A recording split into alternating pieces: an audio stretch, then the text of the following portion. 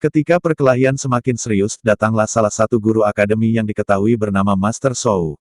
Kemudian Master Shou memastikan kalau undangan itu adalah undangan asli sehingga ia mengizinkannya untuk masuk.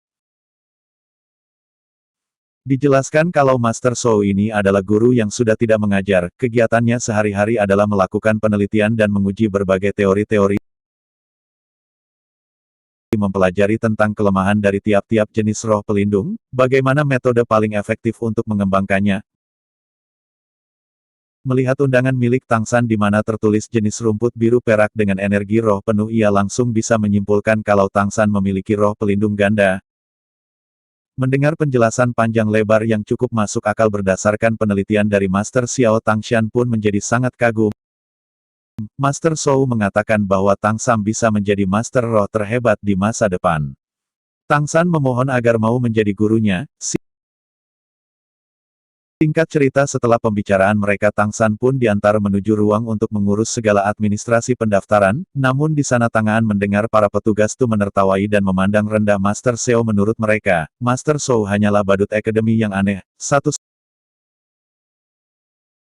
Satunya alasan mengapa gurunya masih dihormati hanyalah karena ia merupakan teman dekat dari kepala akademi saja. Meski mendengar itu semua, Tang San tak sedikit pun menurunkan kekagumannya kepada Master Xiao, karena Master Xiao satu-satunya orang yang mampu mengetahui kalau dirinya memiliki roh pelindung ganda. Hal ini jelas membuktikan kalau ia memanglah guru yang sangat hebat. Sesampainya ia di asrama, Tang San langsung mendapatkan serangan dari seorang anak dari asrama laki-laki di kamar 7.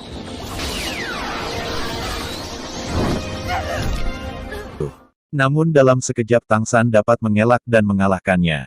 Hal ini membuat semua anak-anak kagum dan menobatkan Tang Xian menjadi ketua berikutnya sesuai aturan yang mereka berlakukan. Selang beberapa waktu, datanglah S. Xiao, gadis kelinci yang sempat kita lihat sebelumnya, datang bersama dengan Tang San, masih dalam rangka memperebutkan siapa yang berhak menjadi bos. Sesuai aturan yang berlaku, akhirnya mau tidak mau mereka pun mulai bertarung. Pertarungan mereka pun berjalan sangat sengit. Dengan lincahnya gadis kelinci menggunakan sebuah teknik kulit gerakan tubuh yang sangat fleksibel.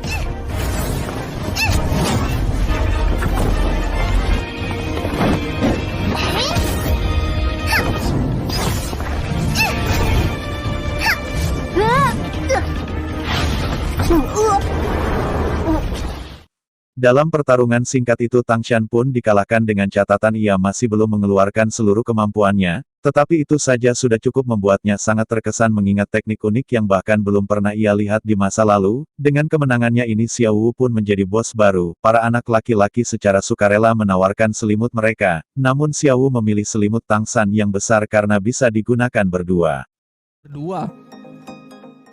Ketika mereka pergi ke kantin, beberapa anak lain mengejek kelompok Wasing. Ternyata di akademi ini beberapa tingkat asrama dibagi berdasarkan status sosial pada anak orang kaya yang mendapatkan tempat VIP seperti hotel, sedangkan asrama milik Wasing hanyalah asrama biasa untuk anak-anak miskin. Xiao Wu yang kesal sempat ingin memulai keributan, namun beruntung berhasil dicegah oleh Tang San. Keesokan, secara pribadi Tang San menemui Master Shou untuk menunjukkan roh pelindung Palu Hao Tian di tangan kirinya. Setelah merasa kalau energi roh pelindung Tang San sudah cukup untuk bisa naik level, Master Xiao pun mengajak Tang San untuk berburu cincin roh besok. Cincin roh sendiri merupakan item spiritual yang bisa didapatkan dari membunuh siluman roh guna menaikkan level dari seorang Master Roh. Dijelaskan tanpa cincin roh mau berlatih sekeras apapun seorang Master Roh tidak akan pernah bisa naik level. Tetapi di sini Master Xiao melarang Tang San untuk menambahkan cincin roh ke dalam Palu Hao Tian. Ia mengatakan kalau belum saatnya juga. Tang San mengetahui alasannya, menurutnya saat ini akan lebih baik jika Tang San berfokus saja untuk mengembangkan rumput biru perak miliknya. Ia kembali menjelaskan mengenai tipe-tipe kekuatan roh pelindung yang dikembangkan, misalnya saja tipe binatang roh yang sangat cocok menjadi seorang fighter dalam pertarungan secara langsung. Selain itu juga ada tipe alat roh yang sebagian besar berperan sebagai support, meski tak jarang juga berbagai peralatan dikembangkan untuk bisa dijadikan senjata yang mematikan. Sementara untuk Tang San sendiri, Master Shou lebihnya menyarankan menjadi tipe pengontrol. Ia bisa mengembangkan sifat lentur dan fleksibilitas rumput biru peraknya menjadi sebuah perangkap yang bisa mendukung tim dalam sebuah pertarungan, tetapi yang perlu diingat dalam memilih siluman roh juga tak boleh sembarangan karena harus ada kecocokan dengan jenis roh pelindungnya. Tercatat ada beberapa kasus penolakan yang berakibat pada gagalnya naik level.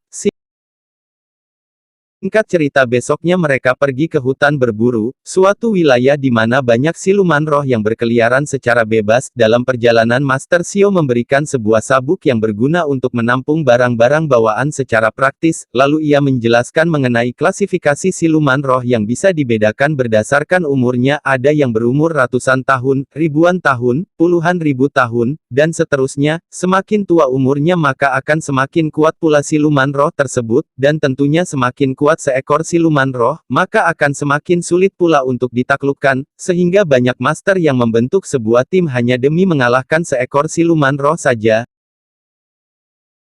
Namun yang perlu diingat lagi bahwa seorang master roh pemula dengan level rendah tubuhnya takkan mampu menampung cincin yang terlalu kuat, dan jika tetap memaksakan diri maka ia bisa mati. Setelah memasuki wilayah hutan berburu di sana banyak orang yang mencari anggota tim untuk diajak bekerja sama berburu siluman roh, namun Master Zhou menyarankan agar tidak mempercayai siapapun di tempat seperti ini apalagi orang yang baru dikenal. Lagi pula sebuah tim haruslah memiliki chemistry yang sangat baik dengan kekuatan yang saling melengkapi, bukannya sembarang tim yang dibentuk sehari jadi. Hutan berburu merupakan suatu tempat yang sangat dijaga ketat sehingga jika ingin masuk harus memiliki ID card sebagai tanda kalau mereka memiliki izin untuk berburu. ID card sendiri memiliki 6 tingkatan yang ditujukan secara jelas dari simbol-simbol yang terukir.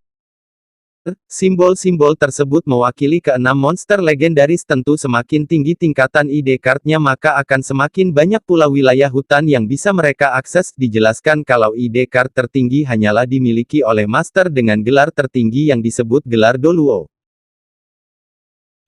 Sesampainya di dalam mereka pun mulai melakukan pencarian master roh, mengeluarkan roh pelindungnya yang bernama Leo Saint Paul. Kemampuannya adalah memiliki penciuman yang sangat tajam dan dapat melancarkan serangan kentut halilintar. Dijelaskan juga bahwa roh pelindung terkadang juga mampu melakukan mutasi, sayangnya dalam kasus Master Zhou roh pelindung